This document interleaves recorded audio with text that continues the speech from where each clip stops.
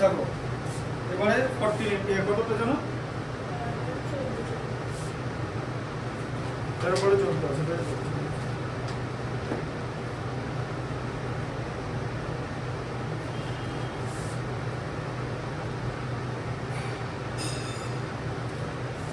এটাই তো বড় 14 কি আছে বলো? বার্ষিক চক্রবৃদ্ধি সুদের হার যদি প্রথম বছর 7% এবং দ্বিতীয় বছর 8% হয় তবে 6,000 টাকা 2 বছরের চক্রবৃদ্ধি সুদ করে। তাহলে কি হয়ে গেল? তাহলে তো অন্যরকম হয়ে গেল।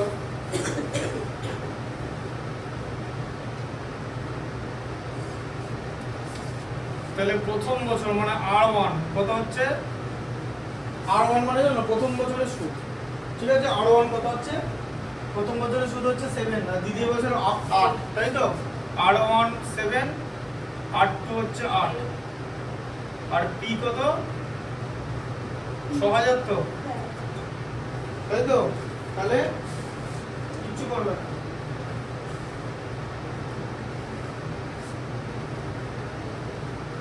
পশুপাখিকে ডিস্টার্ব না করলে, সাপকে ডিস্টার্ব না করলে সাপ কামড়ায় না।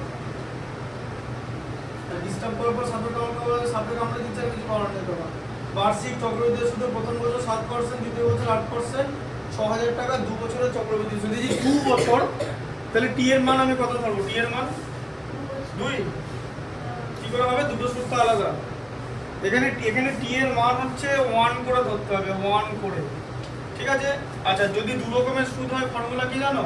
এই দেখো অ্যামাউন্ট বের হবে, এই দেখো P into 1 plus R1 by 100, t এর মান 1, প্রথম বছর হয়ে গেল, প্রথম মান নিয়ে নিলাম তো, টি এর মান 1, আচ্ছা, ইনটু 1 প্লাস R2 বাই 100, আবার টি এর মান 1, এই টি এর মান 1, কারণ আমি দুটো আলাদা সুদ দিয়েছি, এটা হচ্ছে ফর্মুলা, বুঝতে পেরেছো? P into 1 plus R1 by 100, তার কারণ R1 আর R2 আলাদা। যদি দুটোই 7 হতো, দুবার নিতাম সুদ, বসিয়ে দিতাম, এখানে একবার নিলাম, এখানে একবার নিলাম, একবার নিচ্ছি তো, একবার নিলাম, এই সূত্রটা আমি একবার করে নিচ্ছি, আবার তো পরের বছর 8% নিচ্ছি, বুঝতে পেরেছো ফর্মুলাটা? স্কুলে এটা দেখিয়েছে নাকি অঙ্কটা ফর্মুলাটা?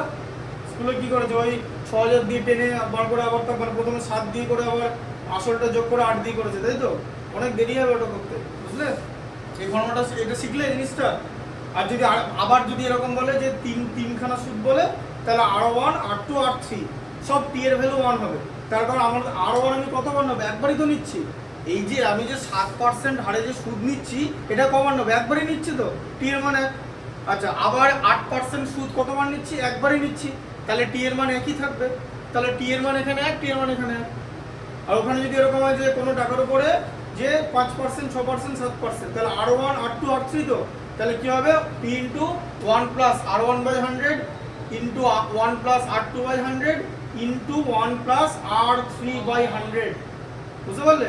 এবার যেরকম করে দেবে ওই পর্যন্তই দেবে, R2 R3 বন্ধ হচ্ছে, এরপর আর বসতে বলবে না, চাপ হয়ে যাবে। তাহলে এটা বুঝতে পারলে জিনিসটা কিভাবে হচ্ছে?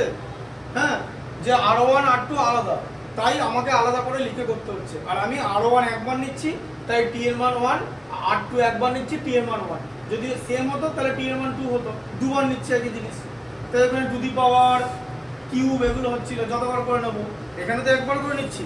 আচ্ছা, তাহলে এবার এখানে ফর্মুলাটা বসাবে, তাহলে P এর ভ্যালু কত? 6,000, 1 plus 7 by 100 into 1 plus 8 by 100, ঠিক আছে? আচ্ছা, তাহলে 6,000 ইন্টু 1 প্লাস 7 বাই 100 মানে কত?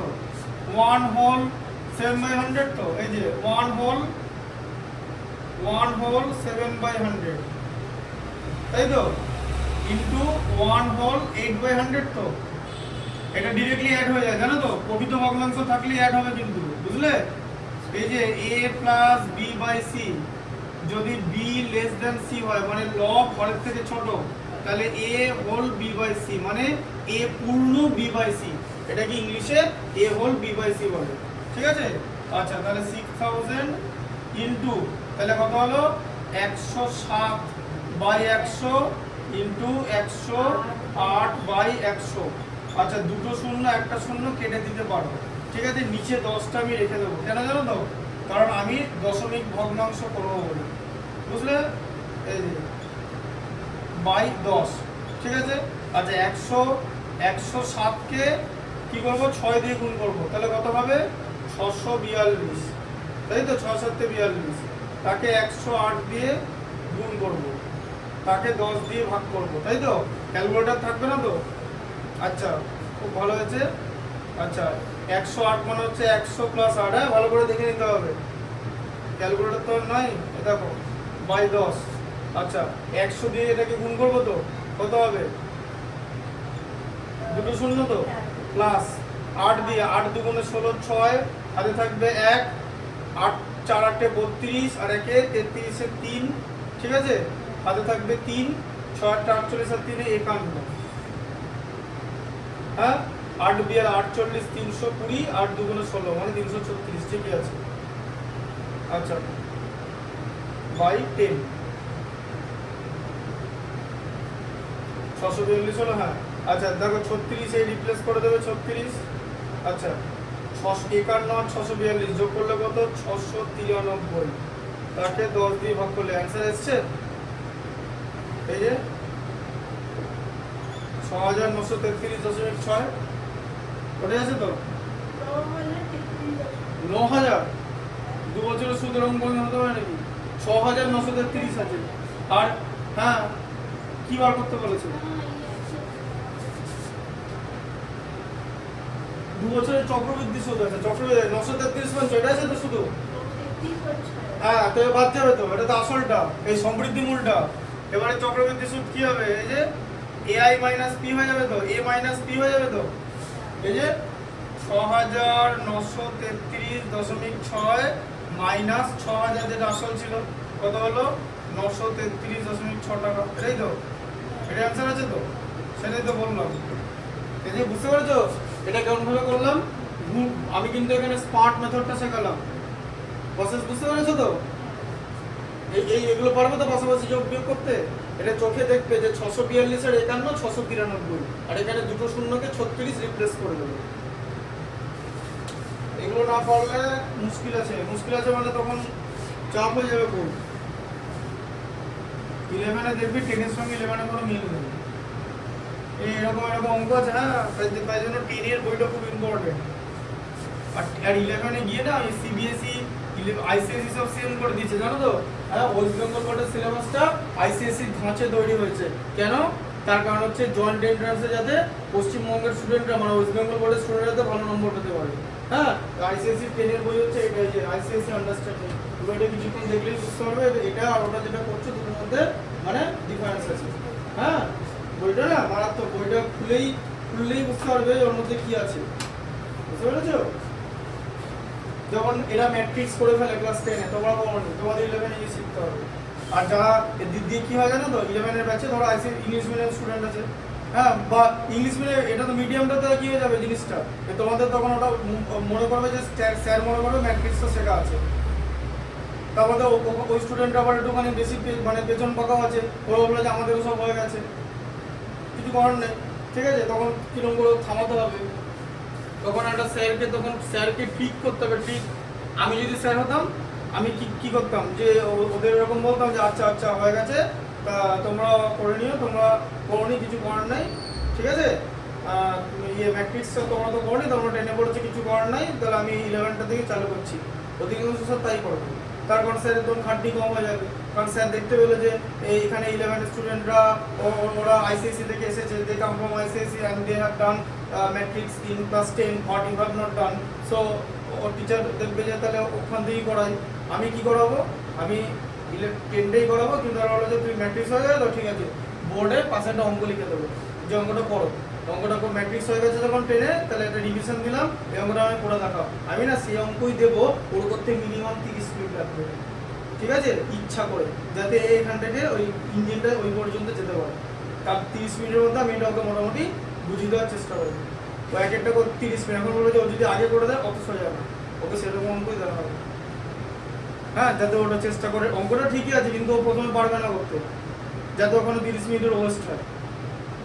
হ্যাঁ হ্যাঁ, তবে কি এখন বলবে ওর কি পুরোপুরি ওয়েস্ট হচ্ছে না, ওর পুরোপুরি ওরও লাভ হচ্ছে। ও দেখো ক্লাস 10-এর একটা নলেজ গেইন করেছিল, এবার যদি সেটার অ্যাপ্লিকেশন করে তাহলে ভালো। হ্যাঁ ধরো এবার বলে যদি 15 মিনিটের মধ্যে করে দিল, তাহলে আবার আরেকটা অঙ্ক করবে, আরেকটা হাই ভোল্টেজ অঙ্ক করুক, তাহলে ব্রেন স্টর্মিং যখন ওর হয়ে গেছে। তাই এমনভাবে আমি পড়াই যাতে একটা যে 40 পাস স্টুডেন্ট সে যেন পরীক্ষায় 90 পেতে পারে। কিন্তু 40 পাস স্টুডেন্ট তখন 90 পাবে যখন রেসপন্সিবিলিটি টোটালটা তাকে নিতে হবে, যে স্যার পড়িয়ে দিচ্ছে এবং আমি ডেডিকেটেডলি পড়ি, তবে সে 90 পাবে। আমার প্রসেসে কিন্তু তাই, আমি কিন্তু একদম ডিটেলসে দেখাই, দেখতেই পাচ্ছ। এবার এখন শোনো, সিলেবাস আমি শেষ করি 10-এর মোটামুটি তোমার ওই পুজোর আগে আগে, জাস্ট পুজোর আগেটা আমি কমপ্লিট করে দিই, তার কারণ আমি টেস্ট পেপার করাই। ঠিক আছে, টেস্ট পেপার কিছু নাই, বই করে দিলে আর কিছুই নেই, সব বইয়ের মধ্যে এদিক ওদিক ওই এই রতন স্কুলের অঙ্ক, ওই অঙ্ক ওই স্কুলের অঙ্ক একই। তোমাদের ধরো বিদ্যার্থী গার্লসের একটা অঙ্ক দিল, সেটা হয়তো হরিসভর 7 নম্বরে, এরকমই থাকে টেস্ট পেপারে। বই করলে আর টেস্ট পেপার করার দরকার নেই, বইটা যদি সব অঙ্ক করো না, মানে উদাহরণ আর এমসিকিউ আর এক্সারসাইজ সব করো, তোমার টেস্ট পেপারের দরকার নেই, বইয়ের মধ্যে থেকে সব আসবে, একদম 100% গ্যারান্টি। তো আমি সেভাবে বইটা পুরোটা পড়ি দিই এবং আমি ডিটেলসে করাই। তাই এই মার্চের শেষের দিকে 10টা চ্যাপ্টার করানো এত তো সোজা জিনিস না, তাহলে তোমার তো জুলাই মাসে সিলেবাস শেষ হয়ে যেত। ওই 26টা চ্যাপ্টার কি তাই করতে দিয়েছে যে জুলাই মাসে তুমি হাফ সময় টুকুস করে সিলেবাসটা শেষ করে দিলে? অত সোজা? 10-এর অঙ্ক 10-এর ছেলেমেয়ের জন্য অনেক ডিফিকাল্ট, 10-এর অঙ্কটা স্পেশালি 10টা বড় সিলেবাস এত তাড়াতাড়ি শেষ হবে না। আর নাহলে সে আমাকে ওই ট্রেনের মানে স্টেশনে না থেমে গাড়ি চালাতে হবে, একদম এখান থেকে সোজা সুপার কলকাতা, মাঝে কোনো জায়গায় দাঁড়ানোর চান্স হবে না, ফুল এখান থেকে ধরবে বন্ধু শেষ, বোঝা গেছে? ঠিক আছে, পরে দেখে নিও, ব্যাস ইন্টু 10 টাইমস বাড়িতে। আচ্ছা যাই হোক, 48টা হয়ে গেল। আচ্ছা এরপরে বলো 15-এরটা। দেখো 15-এরটা কি আছে? বার্ষিক চক্রবৃদ্ধি সুদের হার যদি প্রথম বছর 5% এবং দ্বিতীয় বছর 6% হয়, তবে 5,000 টাকায় প্রতি বছর চক্রবৃদ্ধি সুদ নির্ণয় করুন। এই তো হয়ে গেল। তাহলে প্রথম বছর তাহলে সেম ম্যাথমেটিক্স, হ্যাঁ? তাহলে R1 এর ভ্যালু কত বলো? বলো বলো। আর ওটা হচ্ছে 5%, R2 এর ভ্যালু 6%, P এর ভ্যালু আসল না 5,000, তো 50 না তো দেখে নাও, 5,000 টাকার 2 বছরের চক্রবৃদ্ধি সুদ। T এর ভ্যালু কত? T এর ভ্যালু 1 করে। আচ্ছা তাহলে A ইকুয়াল টু কত হচ্ছে? 2 বছরের চক্রবৃদ্ধি সুদ নির্ণয় করে চক্রবৃদ্ধি সুদ দিয়েছে। যাই হোক শোনো, তাহলে হ্যাঁ P ইনটু বলো 1 প্লাস এই যে ফর্মুলা লিখে করবে R1/100 whole to the power 1, আচ্ছা into 1 plus R2/100 whole to the power 1, ঠিক আছে? আচ্ছা P এর ভ্যালু বসাবে হচ্ছে 5000, 1 প্লাস R1, R এর ভ্যালু 5/100 ইন্টু 1 প্লাস 6/100। আচ্ছা তাহলে 1 প্লাস 5/100 কি হয়? 105/100 হয় তো? এই যে এক পূর্ণ 5-এর 100, 100 কে 100 প্লাস 5, 105/100, তাহলে এটা কত হবে? 106/100। তুমি দুটো 3টে 0 কাটার চান্স পাবে, ঠিক আছে?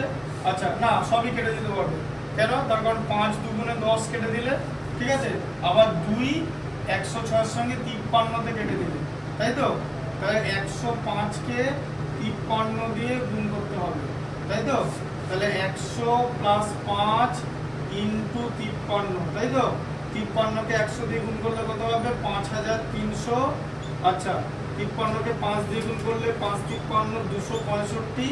আচ্ছা 300 আর 265 যোগ করলে কত? 5565, ঠিক আছে? আচ্ছা তাহলে অ্যান্সার 562 তো? 562।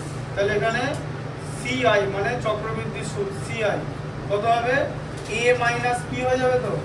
আচ্ছা A এর ভ্যালু কত বের হলো? এই যে অ্যামাউন্ট কত বের হলো? 5565। P এর ভ্যালু কত বের ছিল? 5000। তাহলে চক্রবৃদ্ধি সুদের পরিমাণ 565 টাকা, ঠিক আছে? ফর্মুলাটা বুঝতে পেরেছো? তাহলে এই ফর্মুলাটাই ভালো তো? বুঝে গেলে ফর্মুলাটাই ভালো, ঠিক আছে? না হলে লেন্দি প্রসেসে করা যেতেই পারে, হয়তো এইখানে বোধহয় খাতাতেও কি লেন্দি প্রসেস করা আছে? লেন্দি করা আছে, ওই তোমাদের সুবিধার জন্য করেছি। যাক, এটা বুঝতে পেরেছো তো জিনিসটা? তোমার কাছে তো এগুলো ভিডিও থাকছে, তো অসুবিধা কিছু হওয়ার কথা নয়। এটা অনেক হ্যান্ডি প্রসেস। ফর্মুলাটা তোমাকে বুঝতে হবে। শোনো, ফর্মুলা জানলে না অঙ্ক করা সোজা।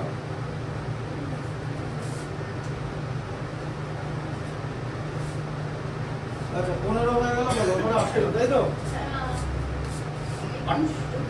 কেন 18 ছিল না?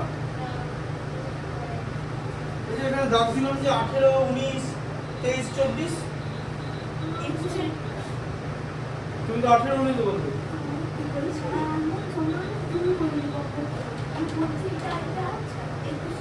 কোনটা বলো, কোনটা? 21 তো ব্যাস। 21, ঠিক আছে, তাই যা বলবো। আচ্ছা, 21 দেখো। বার্ষিক 8% চক্রবৃদ্ধি হার সুদে, ঠিক আছে? 8% বার্ষিক বলে দিয়েছে। আচ্ছা, বার্ষিক মানে আর এর ভ্যালু হচ্ছে 8/1 মানে 8, তাই তো? বার্ষিক মানে বছরে একবারে সুদ নেবো। আচ্ছা, এরকম করে কত সুদ নেবো? 8% চক্রবৃদ্ধি হার সুদে কত বছরে, কত বছর, তাই তো? তাহলে টি এর ভ্যালু বার করতে দিয়েছে, তাই তো? কত বছরে? 40,000 টাকার সময় চক্র, 40,000 টাকা। তাহলে পি এর ভ্যালু আছে 40,000, এটা কমা দিয়ে নেবে। আচ্ছা, আর অ্যামাউন্ট কত হবে? 46,656, তাই তো? এই যে 40,000 টাকার সমূল চক্রবৃদ্ধি 46,656 টাকা হবে, তা নির্ণয় করো, তাই তো? আচ্ছা, টি এর ভ্যালুটা বার করতে হবে, তাই তো? আচ্ছা, তাহলে ফর্মুলা কি শিখেছি? Amount equal to P into 1 plus R by 100 whole to the power T. অ্যামাউন্টের জায়গায় কত বসাবো? 46, 46 না, ও 46 কে হিন্দিতে বলো গো। তোমাদের স্কুলে কি হিন্দিতে কথা হয় নাকি? হ্যাঁ, হিন্দিতে কথা হয়? আমি হিন্দি একদম বলি না। দেখো, 46,656 ইকুয়াল টু পি এর ভ্যালু হচ্ছে 40,000, ঠিক আছে? এই যে কমা, বুঝতে পারলে? আচ্ছা, 1 প্লাস আর এর ভ্যালু হচ্ছে 8/100 হোল টু দি পাওয়ার টি। আচ্ছা, এই অঙ্কগুলো কি করে করবে জানো তো? শোনো, ভালো করে বুঝিয়ে দিই। এই জিনিসটাকে না এবারে এদিকে নিয়ে চলে এসো, কারণ তোমার টি এর মানটা কোন দিকে বেরোবে? ডান দিকে বেরোবে। এটাকে তাহলে বাঁ দিকে আনবো, তাই সেটাকে বাঁ দিকে আগে নিয়ে এসো। দেখো, যেরকম করে শেখাচ্ছি শেখো। 40,000 চারটে, 1 plus 8/100 whole to the power টি।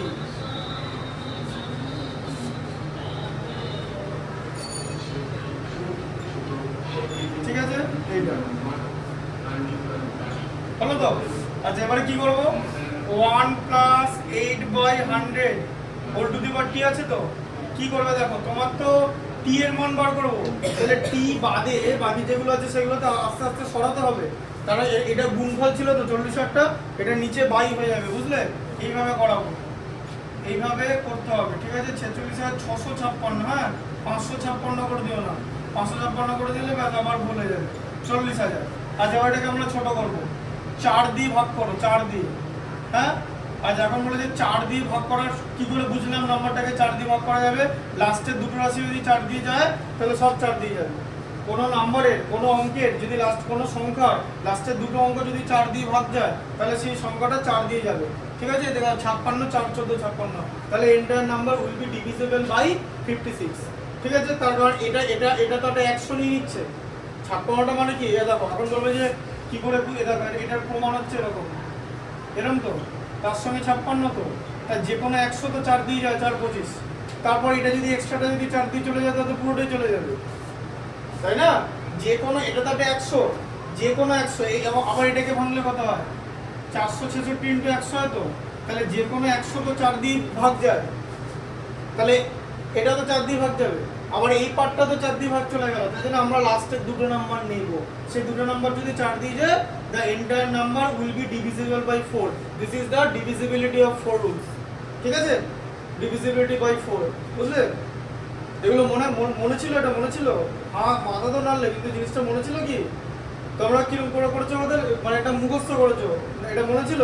এটার এইভাবে জিনিসটা মনে রাখতে হবে যে যে কোনো 100 তো 4 দ্বারা বিভাজ্য, তাহলে এটা ইনটু এটা 4 দ্বারা বিভাজ্য হয়ে যাবে, কারণ এটা আবার ইনটু আছে, হয়ে গেল। আবার এই এক্সট্রা পার্টটা 4 দ্বারা বিভাজ্য যদি হয়ে যায় তাহলে পুরো নাম্বারটাই তো হয়ে যাবে। তাই জন্য আমরা লাস্টের দুটো নাম্বারকে দেখবো। লাস্টের দুটো নাম্বার যেখানে 4 দিয়ে ভাগ যায় না, সংখ্যাটা 4 দিয়ে ভাগ যাবে না, একদম তাই। যেমন ধরো 442, 4 দিয়ে ভাগ যাবে না, 400 চলে গেল 4 দিয়ে ভাগ, কারণ এটা 100 আছে, কিন্তু 42 তো 4 দিয়ে ভাগ যায় না, 42 কে 4 দিয়ে ভাগ করলে ভাগশেষ থাকে, তাহলে 442 ইজ নট ডিভিজিবল বাই 4, বুঝলে? আচ্ছা, তাহলে এটা কত হলো? 4 দিয়ে ভাগ করা হয়, 46 এর মধ্যে 4, 4 11 44, ঠিক আছে, হাতে থাকবে 2, 26 এর মধ্যে 4 6 24, হাতে থাকবে 2, 256, 4 64, এটা কত হবে? 10,000, তাই তো?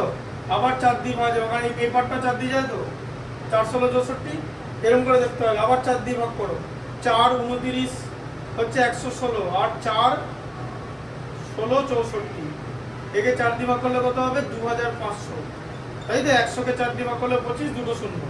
আচ্ছা, আবার এই পার্টটা 4 দিয়ে যাবে তো, হ্যাঁ 16 4 দিয়ে যাবে, 4 7 28, আর থাকবে 1, 11 এর মধ্যে 4 3 বার 2 বার যায়, 4 2 8 3, 36 4 9 বার যায়, আর এখানে 625, তাই তো?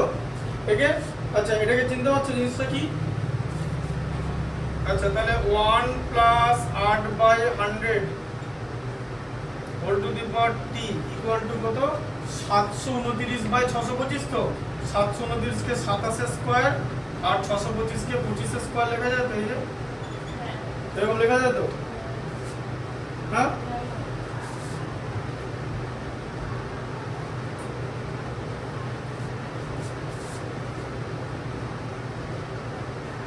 আচ্ছা, তাহলে 1 plus 8/100 whole to the power টি, ঠিক আছে? আচ্ছা, এরকম হলো তো। আচ্ছা, 27/25 মানে 1 পূর্ণ 2 এর 25, তো তাহলে হোল স্কয়ার তো। আচ্ছা, দাঁড়াও, 1 plus 8/100 whole to the power টি, তাহলে 25, 1 তাহলে 1 প্লাস 2/25 হোল টু দি পাওয়ার 2, তাই হচ্ছে তো। 1 পূর্ণ 2 এর 25 মানে যে ভগ্নাংশ ছাড়িয়ে দিলাম, এই যে a whole b by c, সেখান থেকে a plus b by c তো করা যায়, ছাড়ানো তো যায়, জোড়া হয়ে যাবে, ছাড়ানো তো যাবে, হলো তো। আচ্ছা, দেখে একই রকম লাগছে তো। আচ্ছা, এবার দেখো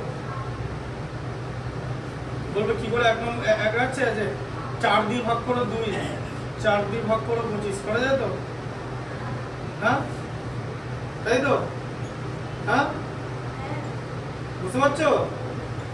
বলো টি এর মান তাহলে কত হলো?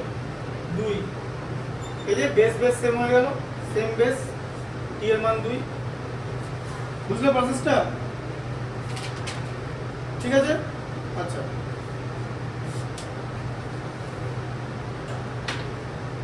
আচ্ছা, আমি একবার একটু করতে পারছি, মিনিট 5, তোমরা পরের নম্বরে